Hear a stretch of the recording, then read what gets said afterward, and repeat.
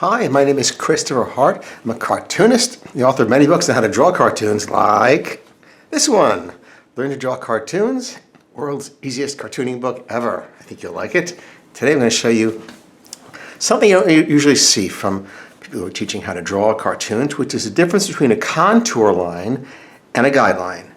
For this we're going to do a cute little baby unicorn. It's kind of a fun character, and it's good to show you what I'm talking about. So we'll start off with basically the shape of the head. He's going to be turning this way. Here is the back of the head, and there's a little muzzle and a little nose, kind of small nose. In case you don't know, smaller characters, younger characters, get smaller noses. As they grow up, the nose keeps growing. Unfortunately, that's true with people. All right, so here is the neck, kind of a thin neck.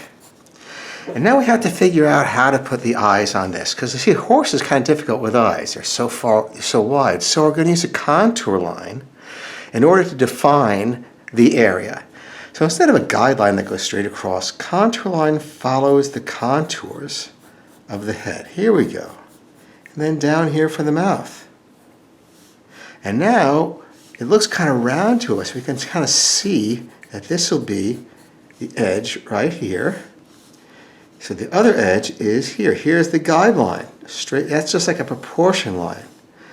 So here's kind of like where the other eyebrow will go. And here, below it, we'll put the eye line just like this. The contour line is as much to help you visualize it as it is to create a specific guideline. So let's give this little pony unicorn kind of big eye on this side, and a little bit of lashes also on this side. I'm going to erase this. I'm going to bring the eyelid a little higher, so it's not resting on the eye. It looks a little more comfortable like this. We can indicate it right here. Now she's going to be looking up, so that eyeball is tucked into the upper eyelid a little bit. We darken that. Always darken the upper eyelid. Always is darker, because it's kind of like a covering, and light comes down, kind of bounces off that, creates this little dark area. And the bottom is a little flatter. We bring that into the tear duct, right like that, and we'll brush off like this. An extension of the eyelid are the eyelashes. They don't just come all over the place, they kind of come off of it. And we'll just darken this whole thing in here, like that. Add a little bit of a crease, which we can shade.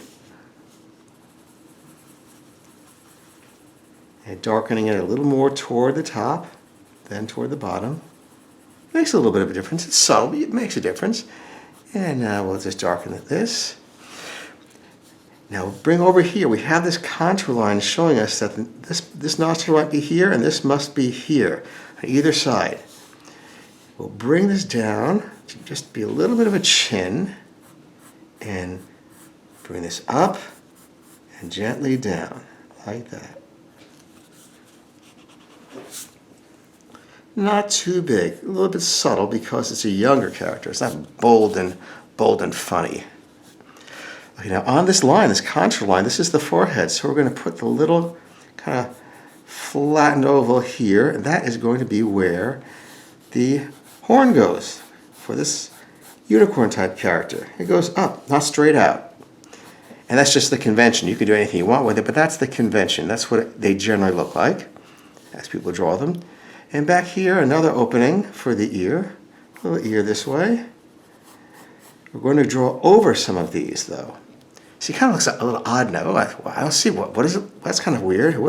Does it look like that? Yes, it does. I've seen them. No, just joking. A little smaller mouth, a little recessed chin. And now we're going to bring some hair back like this. And some over this. So it goes over the ear. We're going to fill that in. And the same thing on the other side. Wavy hair over that horn. Like that. We could actually give her a little smile. How about that? Why don't we give this little smile? That looks better. I mean, why would she be upset? All right, now a little more waviness, and right here is the back of that contour line, so it dips, that becomes a part.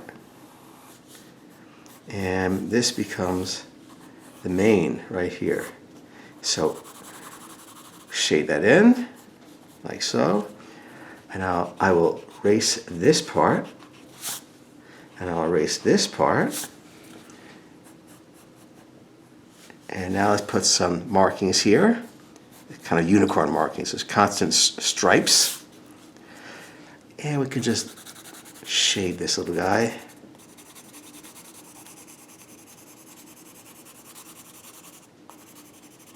Like that. So this is an idea how you can use contours and guidelines, that they're not the same thing. I hope you enjoyed this lesson today, and I put new videos up every Monday, so please subscribe and I'll see you then. Bye-bye.